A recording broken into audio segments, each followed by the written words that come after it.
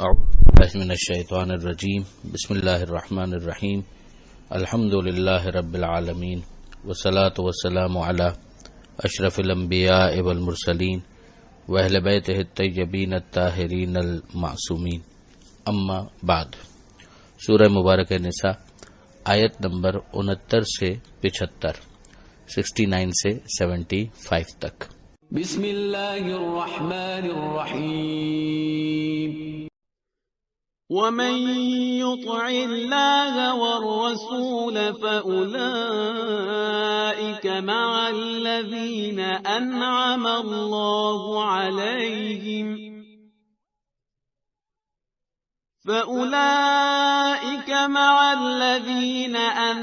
الله عليهم من النبيين والصديقين والشهداء والصالحين وحسن أولئك رفيقا ذلك الفضل من الله وَكَفَى بِاللَّهِ عَلِيمًا۔ يَا أَيُّهَا الَّذِينَ آمَنُوا خُذُوا حِذْرَكُمْ فَانفِرُوا ثُبَاتٍ أَوْ انفِرُوا جَمِيعًا وَإِنَّ مِنكُمْ لَمَن لَّيُبَطِّئَنَّ فَإِنْ أَصَابَتْكُم مُّصِيبَةٌ قَالَ قَدْ أَنْعَمَ اللَّهُ عَلَيَّ إِذْ لَمْ أَكُن مَّعَهُمْ شَهِيدًا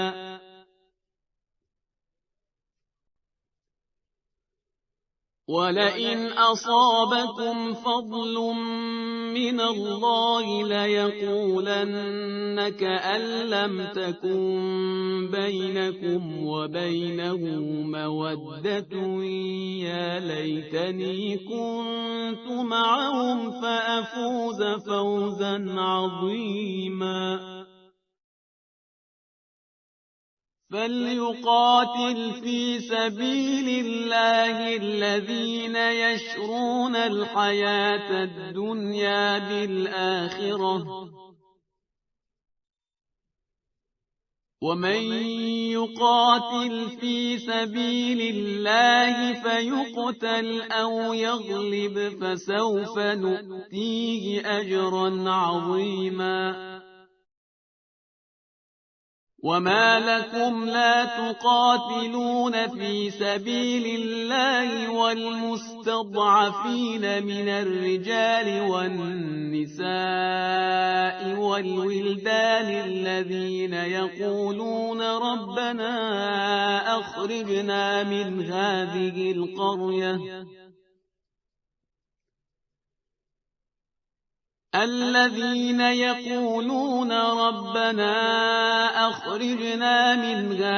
القرية الظالم أهلها واجعل لنا من لدنك وليا واجعل لنا من لدنك نصيرا۔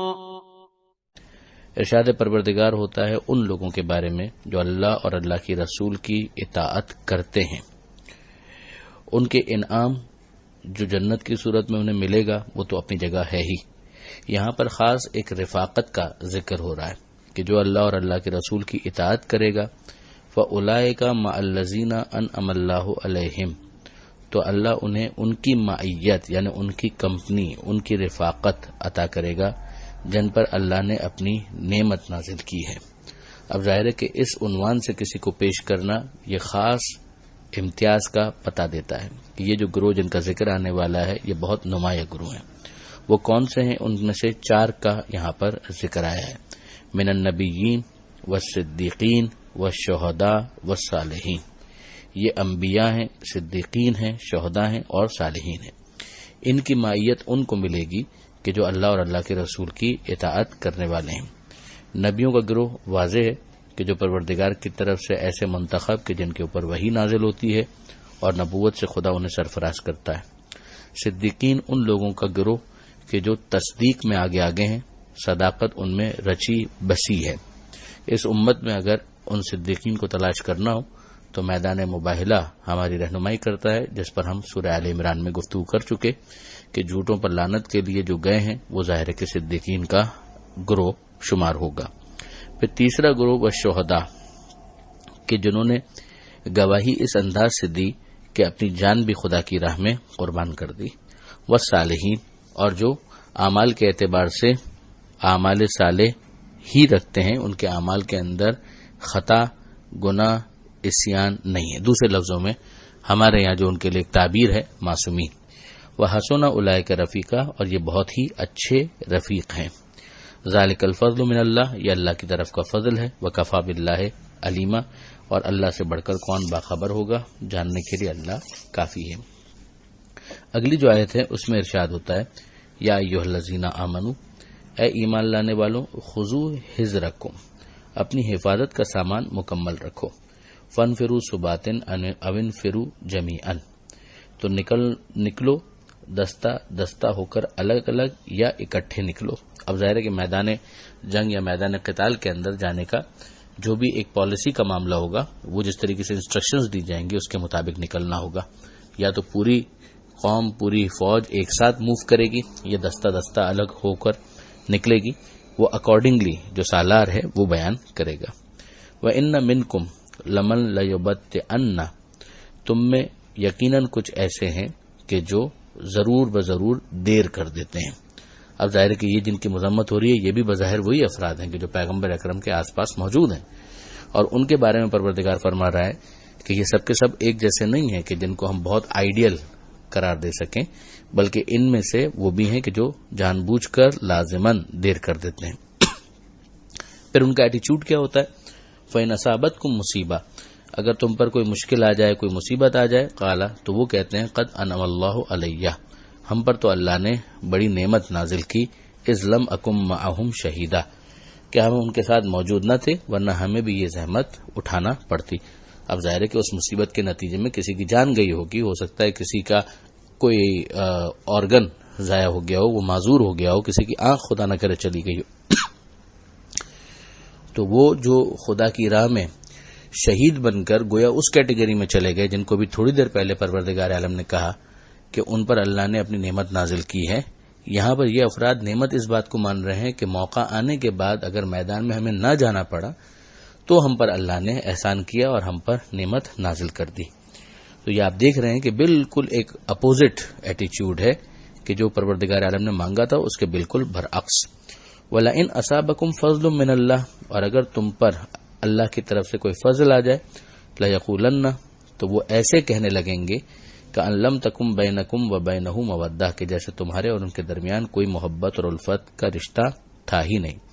اور ان کی زبان پر یہ جملہ آ جائے گا یا لیتنی کنت معہم فافوز فوزا عظیما، کہ کاش ہم ان کے ساتھ ہوتے تو ہم بھی یہ عظیم کامیابی حاصل کرتے۔ اب یہ عظیم کامیابی یعنی مال غنیمت، ورنہ میدان جنگ میں جو کامیابی حاصل ہوئی ہے وہ تو بطور جماعت اگر آپ دیکھیں تو پورے مسلمانوں ہی کی مانی جا رہی ہے، چاہے اس کے اندر کوئی شخص میدان کے اندر جم کر مقابلہ کرے، یا میدان کے اندر وہ شہید ہو جائے، یا وہ میدان میں جائے ہی نہ، منافق ہونے کے باوجود بظاہر تو اس کو شمار کیا جائے گا مسلمانوں کی جماعت میں، مگر چونکہ یہ نفاق کی وجہ سے یہ جملہ کہہ رہے ہیں تو ان کی نظر صرف مالی منفعت پر ہے، جس کی وجہ سے یہ جملہ ایک انتہائی ناقابل ناپسندیدہ جملہ بن جائے گا۔ ورنہ یہ جملہ اپنی جگہ پر نہ اچھا ہے نہ برا ہے، اس کے استعمال کی وجہ سے یہ اچھا یا برا بنے گا۔ اگر ایک شخص کسی موقع پر مال غنیمت میں حصہ نہ ملنے کی وجہ سے یہ جملہ کہے جبکہ وہ میدان میں بھی نہیں آیا تھا تو پھر یہ جملہ ناپسندیدہ ہو جائے گا کہ کاش میں تمہارے ساتھ ہوتا تو یہ کامیابی حاصل کرتا۔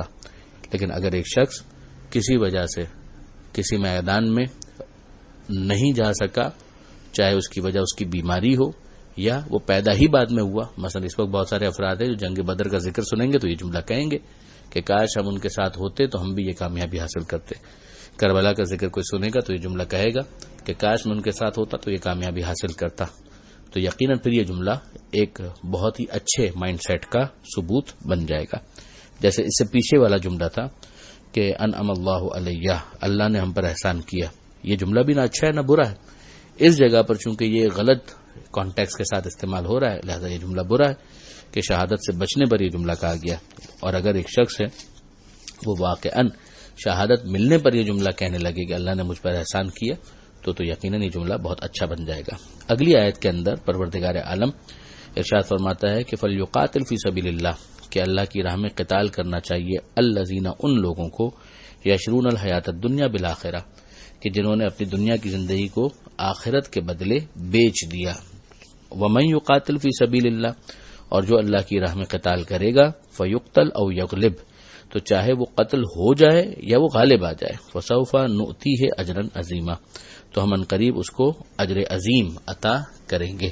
یعنی یہ ون ون سچویشن ہے، بس شرط یہ ہے کہ واقعاً وہ موقع قتال کا ہو، خامخواہ کا تجاوز نہ ہو، قتال کے نام پر فساد نہ ہو، فساد کے نام پر قتال نہ ہو. دونوں صورتوں میں ناپسندیدہ ہو جائے گا. لیکن اگر واقعاً پیغمبر اکرم کی ہدایت پر، امام معصوم کی ہدایت پر وہ میدان میں نکلنے کا موقع ہے اور پھر وہ میدان میں نکلتا ہے، تو نکلنے کی شرط یہ ہے کہ اس نے دنیا کے بدلے آخرت کو خرید لیا ہو، تو پھر پروردگار کی طرف سے بشارت ہے. آگے پروردگار عالم نے یہ ارشاد فرمایا وَمَا لَكُمْ، تمہیں کیا ہو گیا ہے لَا تُقَاتِلُونَ فِي سَبِيلِ اللَّهِ، کہ تم اللہ کی راہ میں قتال نہیں کرتے. وَالْمُسْتَضْعَفِينَ مِنَ الرِّجَالِ وَالنِّسَاءِ وَالْوِلْدَانِ، اور جو کمزور ہیں مردوں میں سے، خواتین میں سے اور بچوں میں سے، ان کے لیے قتال نہیں کرتے. یعنی ایک ہے انسان کی نیت، وہ تو قربتاً اللہ ہونی چاہیے. سامنے جو آبجیکٹو نظر آ رہا ہے وہ یہ ظلم ہے کہ جو رجال لوگ ہیں، مرد ہوں، عورتیں ہوں یا بچے ہوں، ان سب پر ظلم ہو رہا ہے. الذین یقولون، اور یہ وہ لوگ ہیں جو کہہ رہے ہیں کہ ربنا، کہ ہمارے رب، اخرجنا من هذه القرية الظالم اهلها، کہ ہمارے پروردگار ہمیں نکال اس بستی سے جس کے رہنے والے ظالم ہیں. واجعل لنا من لدنک ولیا، اور ہمیں اپنے پاس سے ولی اور سرپرست عطا کر. واجعل لنا من لدنک نصیرا، اور اپنی جانب سے کسی کو ہمارا مددگار بنا دے. اس آیت کے بارے میں علامہ طبرسی نے یہ لکھا کہ صلح حدیبیہ کے بعد جب مشرکین کی عہد شکنی ہو گئی، اس کے بعد جب دوبارہ حکم جہاد ملا جس کے نتیجے میں فتح مکہ واقع ہوئی، اس وقت کی آیت میں یہ نازل ہوئی ہے اور اس میں یہ حکم دیا گیا. اور ظاہر ہے کہ کبھی امتحان اسی بات کا ہوتا ہے کہ اگر ایک پیکٹ ہوا ہے تو ظاہر ہے کہ وہاں پر جو افراد ہیں ان کو ایک زحمت اٹھانا پڑ رہی ہے، مگر اکارڈنگلی پھر ایک وقت آتا ہے کہ جب میدان میں نکلنے کی ذمہ داری ڈالی جاتی ہے تو دوسرے افراد پھر وہ اپنی مرفع الحالی یا اپنے حالات کے بہتر ہونے کی وجہ سے مطمئن ہو کر نہ بیٹھ جائیں، بلکہ اس ہونے والے ظلم کے خلاف جب میدان میں نکلنے کا وقت آئے تو پھر وہ تندہی کے ساتھ نکلنے کے لیے تیار ہو جائیں. یہ بہت واضح رہے کہ یہ آیت ان آیتوں میں سے قطعا نہیں ہے کہ جو جہاد کے حوالے سے پہلی آیت شمار کی جاتی ہے.